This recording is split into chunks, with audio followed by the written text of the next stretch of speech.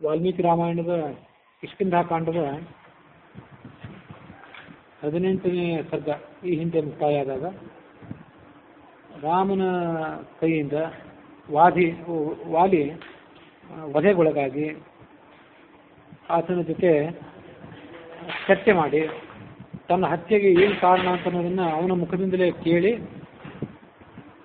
ನಾನು ವಿವೇಕವನ್ನು ಕಳೆದುಕೊಂಡು ಧರ್ಮವನ್ನು ತಿಳಿಯದೆ ನಿನ್ನನ್ನು ದೂಷಣೆ ಮಾಡಿದೆ, ಹಾಗಾಗಿ ನನ್ನ ಅಪರಾಧವನ್ನು ಕ್ಷಮೆ ಮಾಡುವಂತ ಕೇಳಿದ. ಮುಂದೆ ಆತ ಏನು ಮಾತಾಡಲಿಲ್ಲ. ಕೆಲವು ಕ್ಷಣದಲ್ಲಿ ಮೂರ್ಛೆ ಹೊಂದಿಬಿಟ್ಟ. ಅವನ ಪತ್ನಿ ತಾರೆ ವಾಲಿ ರಾಮನ ಬಾಣಕ್ಕೆ ಬಲಿಯಾಗಿ ಮರಣದ ಸಮೀಪದಲ್ಲಿದ್ದಾನೆ ಅಂತ ಸುದ್ದಿ ಕೇಳಿದ್ದು. ಅಂಗದನ ಜೊತೆಗೆ ಆ ಕಿಷ್ಕಿಂಧ ಸಾಮ್ರಾಜ್ಯದಿಂದ ಹೊರಗೆ ಬಂದಳು. ಅಂಗದನ ಪರಿವಾರಕ್ಕೆ ಸೇರಿದಂತಹ ವಾನರರು ಆ ರಾಮನನ್ನು ನೋಡಿ ಪಲಾಯನ ಮಾಡಿದರು. ಆಗ ತಾರೆ ಅವಳಿಗೆ ಸಮಾಧಾನ ಮಾಡಿದ್ಲು. ಹಿಂದೆ ವಾಲಿ ಪಟ್ಟಣದಿಂದ ಹೊರಗೆ ಬಂದಾಗ, ಅರಮನೆಯಿಂದ ಹೊರಗೆ ಬಂದಾಗ ಅವನ ಜೊತೆಗೆ ನೀವೆಲ್ಲರೂ ಕೂಡ ಮುಂದೆ ಸಾಗ್ತಾ ಇದ್ದೀರಿ. ಈಗ ವಾಲಿಯನ್ನು ಬಿಟ್ಟು ದಿಕ್ಕೆಟ್ಟವರಾಗಿ ಓಡಿ ಹೋಗ್ತಾ ಇದ್ದೀರಿ. ಸುಗ್ರೀವನೇ ರಾಜ್ಯದ ಆಸೆಗಾಗಿ ಅಣ್ಣನಾದಂಥ ವಾಲಿಯನ್ನು ಕೊಲ್ಲಿಸಿದ. ಇದಕ್ಕೆ ನೀವೇನು ಪಲಾಯನ ಮಾಡಬೇಕಾಗಿಲ್ಲ, ಯಾರು ಹೆದರಬೇಡಿ ಅಂತ ಅವರಿಗೆ ಸಮಾಧಾನ ಮಾಡಿದ್ದು.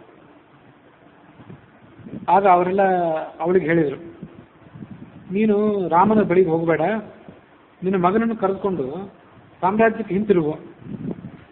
ರಾಮ ವಾಲಿಯನ್ನು ಕೊಂದದಲ್ಲದೆ ನಮಗೆಲ್ಲರಿಗೂ ಕೂಡ ಅಂತ್ಯ ಹಾಡಬಹುದು, ನಮ್ಮನ್ನು ಕೊಂದು ಹಾಕಬಹುದು. ಹಾಗಾಗಿ ಎಲ್ಲ ವಾಲಿಯ ಮಿತ್ರರಾದಂಥವರು, ವಾಲಿಯ ಅನುಯಾಯಿಗಳಾದಂಥ ಕಪಿಗಳು ಸಾಮ್ರಾಜ್ಯವನ್ನು ರಕ್ಷಣೆ ಮಾಡಲಿ.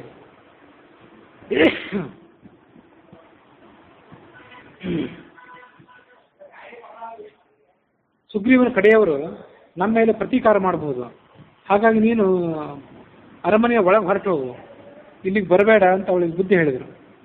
ಆಗ ಅವಳೊಂದು, ಪುತ್ರೇಣ ಮಮ ಕಿಂ ಕಾರ್ಯಂ ರಾಜ್ಯೇ ಕಿಂ ರಾಜ್ಯೇನ ಮಹಾತ್ಮನ ಕಪಿಸಿಂಹೇ ಮಹಾಭಾಗೆ ತಸ್ಮಿನ್ ಭರ್ತರಿ ನಶ್ಯತಿ. ವಾಲಿಯನ್ನು ಕಳ್ಕೊಂಡೆ ನಾನು. ವಾಲಿಯನ್ನು ಕಳ್ಕೊಂಡ ಮೇಲೆ ಇನ್ನು ಈ ಸಾಮ್ರಾಜ್ಯ ತೆಗೆದುಕೊಂಡು ಈ ಮಗನನ್ನು ಕಟ್ಕೊಂಡು ನನಗೆ ಏನಾಗಬೇಕಾಗಿದೆ?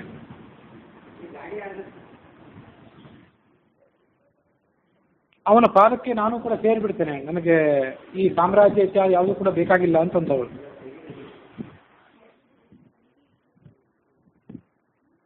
ಅವಳು ತಲೆ ಕೂದಲನ್ನು ಬಿಚ್ಚಿಕೊಂಡು ಎದೆಯನ್ನು ಚೆಚ್ಚಿಕೊಂಡು ವಾಲಿ ಬಿದ್ದಂಥ ಸ್ಥಳಕ್ಕೆ ಓಡಿ ಹೋದ್ಲು. ಅಲ್ಲಿ ಆ ಯುದ್ಧ ಭೂಮಿಯಲ್ಲಿ ಸುಗ್ರೀವನನ್ನು ನೋಡಿದ್ಲು, ರಾಮನನ್ನ, ಲಕ್ಷ್ಮಣನನ್ನ, ಉಳಿದ ಕಪಿಗಳನ್ನು ನೋಡಿದ್ಲು. ತಾರೆಯನ್ನ ಮತ್ತೆ ಅಂಗದನ್ನ ಇಬ್ಬರನ್ನು ನೋಡಿ ಆ ಸುಗ್ರೀವನಿಗೆ ಬಹಳ ಸಂಕಟ ಆಯಿತು. ರಾಮಚಾಪ ವಿಸೃಷ್ಟೇನ ಶರೇಣ ಅಂತಕರೇಣ ತಂ ದೃಷ್ಟಾ ವಿನಿಹತಂ ಭೂಮೌ ತಾರಾಧಿಪಾನನ.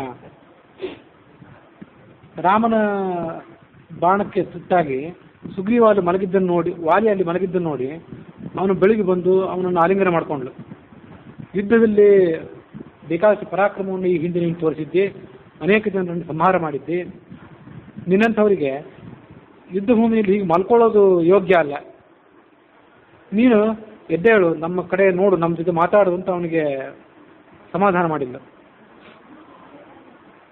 ವಾನರರಿಗೆ ನೀನೆಲ್ಲ ನಾಯಕನಾಗಿದ್ದೆ, ನೀನು ಪ್ರಾಣ ತೊರೆದಾಗ ನಿನ್ನ ಜೊತೆಗೇನೆ ನಮ್ಮ ಆನಂದ ಕೂಡ ಹಾಳಾಗಿ ಹೋಗಿದೆ, ಇಡೀ ಕಪಿ ಸಾಮ್ರಾಜ್ಯದ ವೈಭವವೇ ಹಾಳಾಗಿ ಹೋಗಿದೆ. ನೀನು ಇಲ್ಲಿಂದ ಹೋಗುವಾಗ ನಾನು ಬುದ್ಧಿ ಹೇಳಿದೆ, ಯುದ್ಧಕ್ಕೆ ಹೋಗಬೇಡ, ರಾಮ ಬಂದಿರಬಹುದು, ರಾಮನ ಜೊತೆ ಸುಗ್ರೀವನಿಗೆ ಸ್ನೇಹ ಆಗಿರ್ಬೋದು ಅಂತ ನಾನು ನಿನಗೆ ಬುದ್ಧಿ ಹೇಳಿದೆ. ಆದರೆ ನೀನು ನನ್ನ ಮಾತನ್ನು ಕೇಳಲಿಲ್ಲ. ನನ್ನ ಮಾತನ್ನು ಕೇಳದೆ ನೀನು ಯುದ್ಧಕ್ಕೆ ಹೊರಟು ಹೋದಿ, ಅದರ ಫಲವನ್ನು ಈಗ ಅನುಭವಿಸಿದೆ.